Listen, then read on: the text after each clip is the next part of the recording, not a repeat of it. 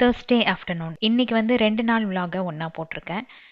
பெங்களூர்ல இருந்து கிளம்புறதுக்கு முன்னாடி ரூபாவை மட்டும் போய் பார்த்துட்டு வந்தேன். உங்க எல்லாத்துக்குமே தெரியும் அவங்க என்னோட ஃப்ரெண்ட் அப்படின்ட்டு. ஸோ அவங்க வந்து அவங்களோட சிஸ்டர் வீட்டுக்கு கூப்பிட்டுருந்தாங்க. அங்கே போய் ஒரு ஹாஃப் டே நானும் பாப்பாவும் டைம் ஸ்பெண்ட் பண்ணோம். அது இல்லாமல் எனக்கு 2 விஷயங்களுக்கு அவங்களுக்கு நன்றி சொல்லணும்னு தோணுச்சு. ஒன்று வந்து என்னை எந்த இடத்துலையும் தப்பான முடிவை எடுக்க விட்டதே இல்லை. அவ்வளோ ஒரு பாசிட்டிவிட்டி அவங்ககிட்ட இருக்கும்.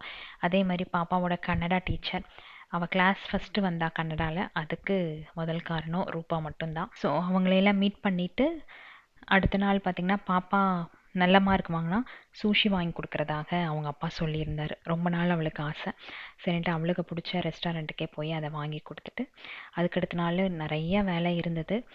பெங்களூர்லேருந்து கிளம்புறதுக்கு முன்னாடி அந்த மாதிரி வேலைகள்லாம் முடிச்சுட்டு இதுதான் வந்து பெங்களூரில் நான் போடுற லாஸ்ட்டு விலாக். இனி வர மினி விலாக் எல்லாமே வேறு இடத்துலேருந்து வரும்.